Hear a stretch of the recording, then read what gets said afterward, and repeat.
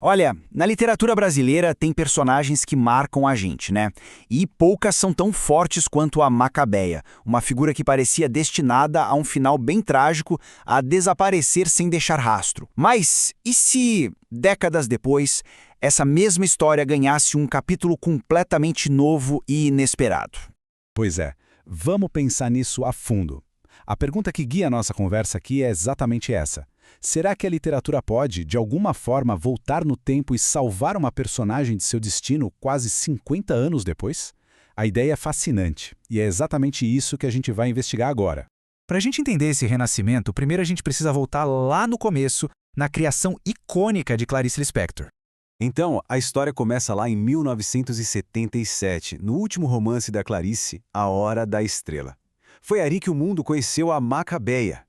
Nordestina, pobre, uma migrante meio perdida no Rio de Janeiro. A vida dela era basicamente uma sequência de dores e silêncios. Tudo isso resumido em uma palavra que define sua história: apagamento.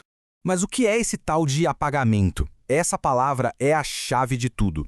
Não é só sobre ser pobre ou não ter voz, sabe? É um processo social. É ser sistematicamente invisível. É como se a sua existência, as suas dores, seus pequenos sonhos simplesmente não contassem para o mundo.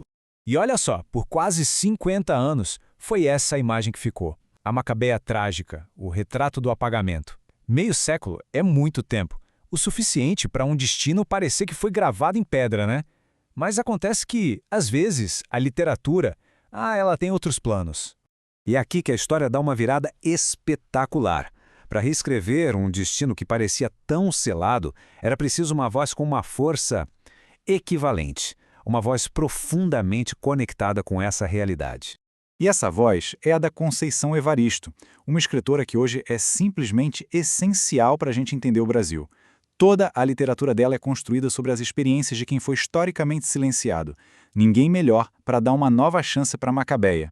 E isso aqui mostra o porquê. Não é algo que surgiu do nada. Olha só essa trajetória. Desde a primeira publicação lá em 1990 nos Cadernos Negros, passando pelos maiores prêmios literários do país, até a fundação da Casa Escrevivência.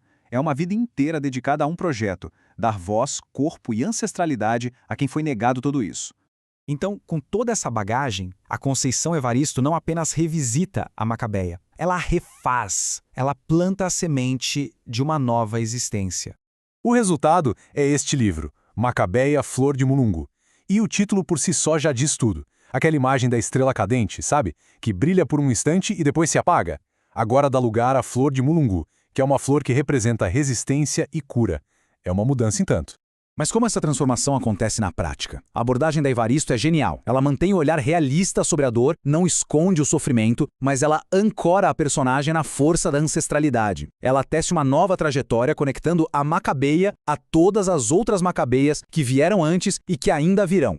E esta frase, gente, ela é o coração de tudo. Presta atenção. Mulheres como Macabeia não morrem. Costumam ser porta-vozes de outras mulheres iguais a elas. É a virada de jogo. A Macabeia não morre, ela ecoa. Ela deixa de ser um símbolo do apagamento para se tornar a voz da resistência coletiva. E isso tudo revela que o livro tem uma missão que vai muito além de contar uma história. Na verdade, é uma declaração de propósito. Fazer vingar a vida. É mais do que uma frase bonita. É a filosofia que move o livro. Aqui, a escrita deixa de ser só a arte para se tornar uma ferramenta de sobrevivência. É um ato de teimosia poética contra o apagamento. É uma afirmação radical de que toda a vida importa e merece não só existir, mas florescer. É por isso que este livro não é apenas um conto. É um manifesto. Um manifesto sobre o poder que a literatura tem de curar feridas, de resgatar histórias e, principalmente, de reescrever o que parecia ser o fim.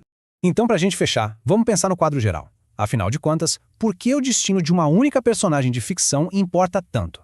A jornada resumida aqui é poderosa. Macabeia deixa de ser só o símbolo do sofrimento silencioso para virar a porta-voz de muitas. E essa transformação é um espelho de algo maior, a nossa capacidade de revisitar as nossas próprias histórias para encontrar força onde antes parecia só ter dor.